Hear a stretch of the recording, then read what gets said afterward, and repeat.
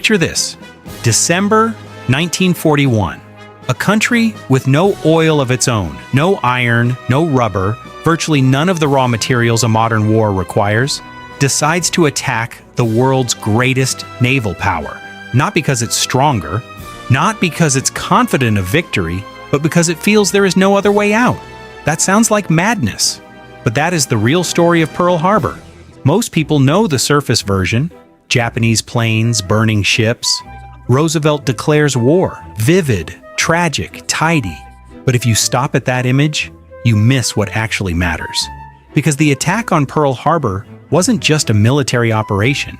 It was the logic of a nation backed into a corner, making the most dangerous gamble in history, and very nearly pulling it off in the opening hours. Why very nearly? That's exactly what we're going to get into. To understand December 1941, you have to go back a decade. Throughout the 1930s, Japan was experiencing what the Japanese themselves called a national crisis. The country was industrializing at breakneck speed. The military was expanding. Ambitions were growing. But the resources to sustain any of it were nowhere near enough. Oil imported, steel imported, rubber imported. Japan was an industrial machine running on empty, and it knew exactly where the fuel was. Southeast Asia, the Dutch East Indies, French Indochina, British Malaya. Everything was there. Oil, tin, rubber, rice. Japanese strategists looked at the map and didn't see foreign colonies. They saw their own salvation. But between Japan and those resources stood one obstacle: the American Pacific Fleet, based at Pearl Harbor, Hawaii. This is where the story starts getting genuinely interesting. By 1941, relations between Japan and the United States were deteriorating fast.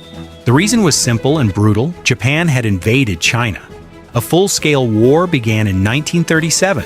The Nanjing Massacre horrified the international community. The U.S. began steadily tightening sanctions.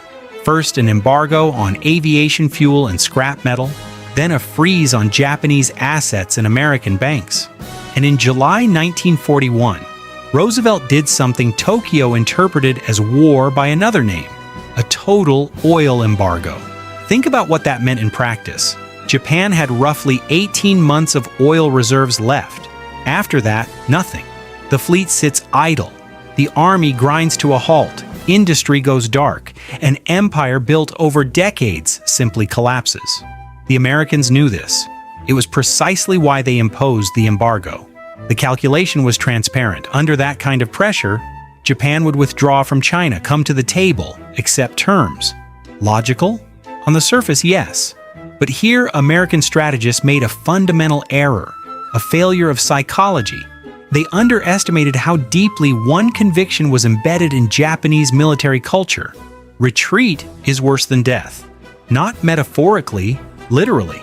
For Japanese commanders, withdrawing from China under American pressure meant national disgrace, the end of political careers, the collapse of military authority. It was impossible. Not strategically impossible, psychologically impossible.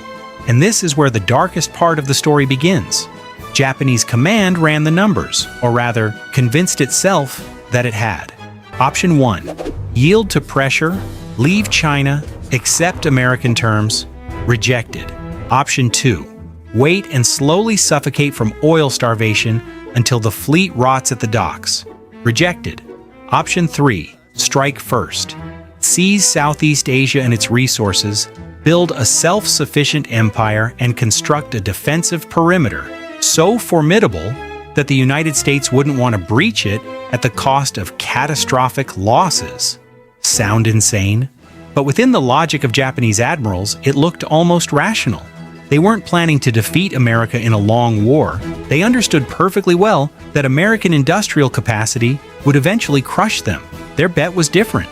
Land a blow so devastating at the outset, seize so much territory that the war would become too costly for Washington, that Americans would choose negotiation over prolonged slaughter.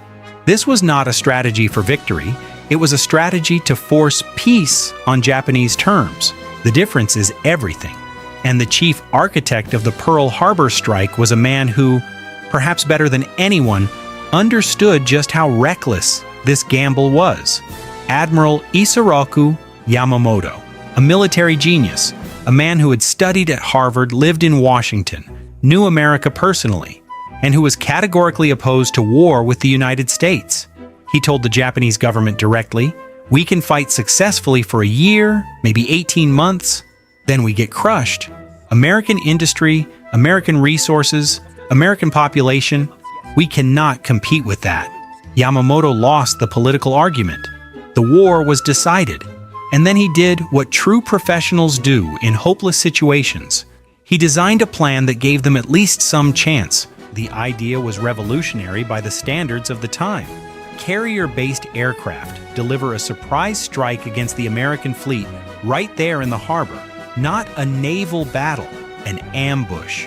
Destroy the battleships, knock out the airfields, buy a strategic window during which Japanese forces seize everything they need to the south. Then build a defensive perimeter and wait to see whether the Americans decide the prize is worth the price. December 7, 1941, Sunday morning, Pearl Harbor. The first wave of Japanese aircraft appears over Oahu at 7:48 a.m. local time. 353 planes in two waves. American radar operators detect them, but conclude they must be American B-17 flying in from the mainland. The duty officer tells them not to worry.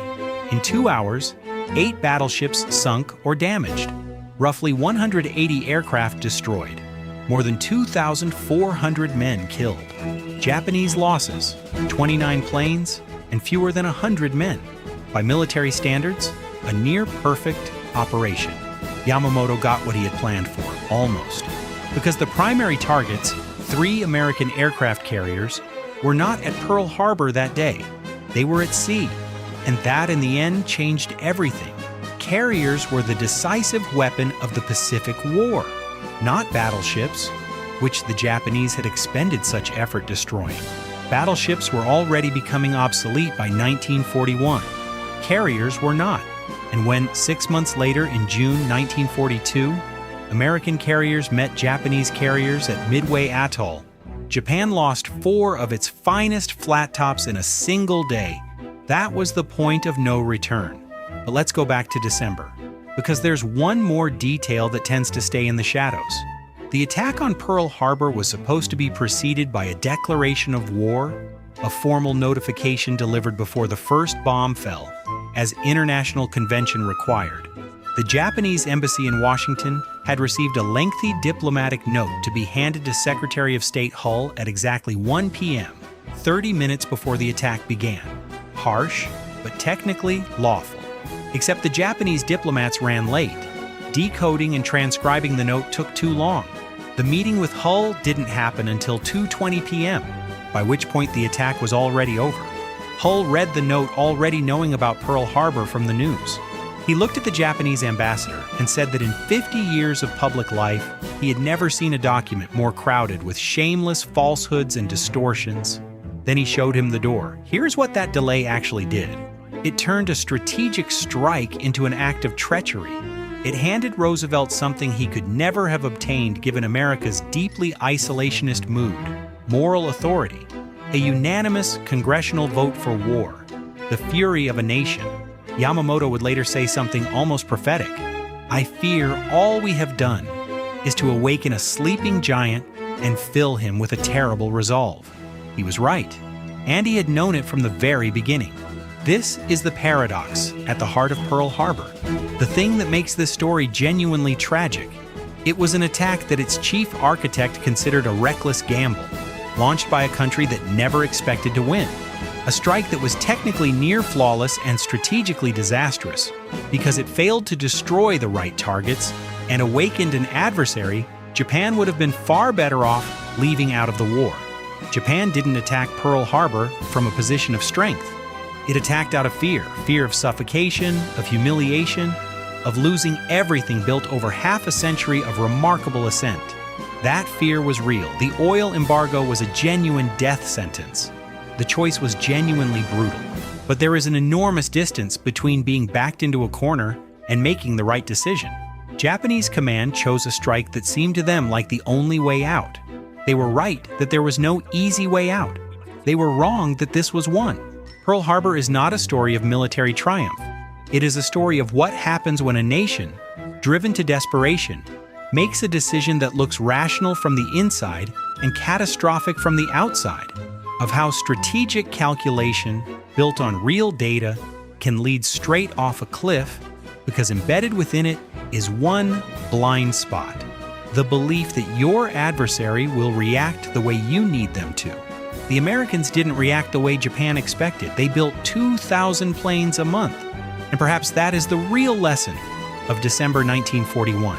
Not the one usually drawn, not never wake a sleeping giant, a quieter one, a darker one.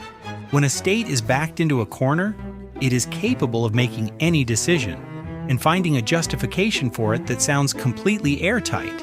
And the smarter the people making that decision, the more convincing their logic will seem, right up until the very bottom. If you liked the video, give it a thumbs up, subscribe, and leave a comment. I'm not a sleeping giant.